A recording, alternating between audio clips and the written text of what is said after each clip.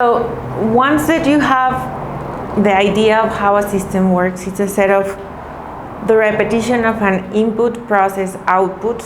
We need to create a process flow. A process flow is how are you going to come up with a result of a certain department of or area in your business all the way to the desired outcome. So when you start, for example, with lead generation, how are you going to grab a stranger and to turn it into a client? You need several people involved, you need a series of actions, and you need to have or to use a system.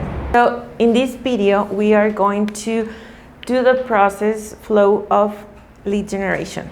So we start here by creating the title of the desired outcome. Then we need a responsible or several responsible. So we can have the lead generation person. We can have the lead generation person, the appointment setter, the closer, and the person in charge of our marketing. Depending on how big your company is, you can have more or less people involved.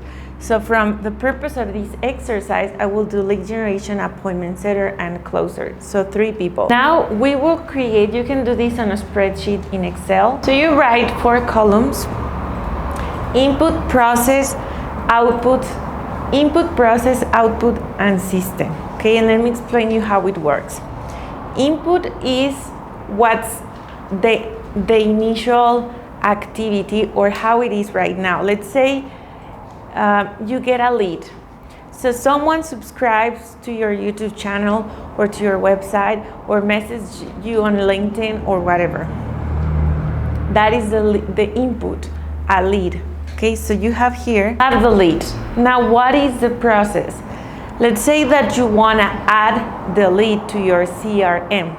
So the process is the person typing in the computer the lead, or someone that subscribed to YouTube or whatever to your CRM. Let's say that you use HubSpot or whatever CRM, and then the output is the new outcome, right? It's a new lead in your system. Now, most people don't have systems, or their system is too manual, like a spreadsheet, like a Google document, like a text in their phone. This is the reason why the owner has to supervise everything, because everything is all over the place.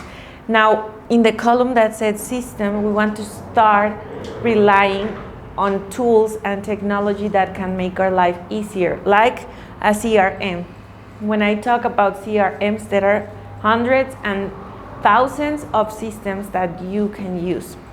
Now the output becomes the new input. So now we have a new lead, and we reach out to the new lead trying to book an appointment, and then that lead is a prospect. Now it's not a lead, it is a prospect. Or maybe we trash the lead because he was not qualified or interested in listening from us. So our system is a couple of emails, texts, a phone call, and update our CRM, right? Now that we have a prospect, we want to book a meeting with the prospect, right? So we email them, call them again, and try to push them toward a meeting.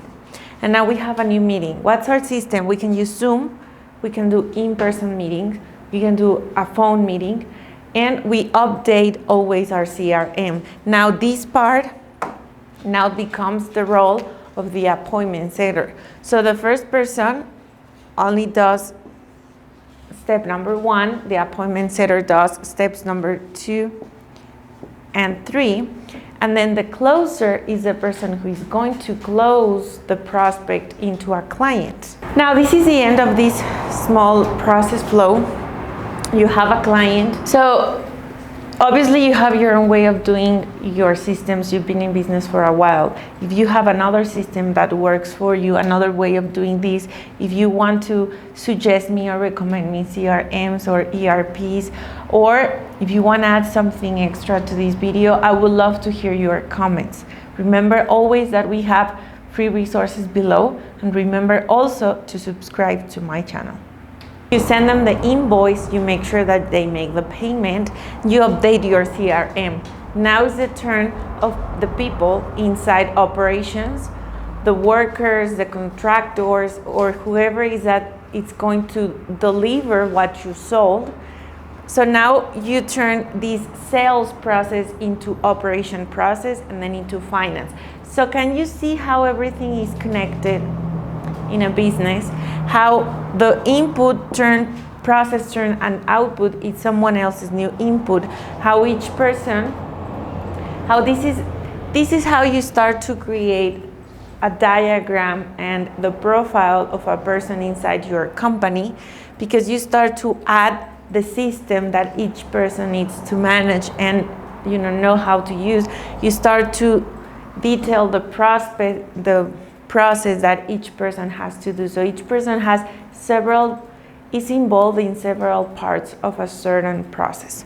So this is a process flow. You must do one for each thing or activity inside your organization. And you can start here seeing what things do you do as the owner, so that you can start removing yourself from those things and start adding someone responsible to do those things instead of yourself. Let me know how it goes. If you have any questions regarding systems, process flow, or organizing your business, let me know. Comment on this video and make sure that you use all of the resources below.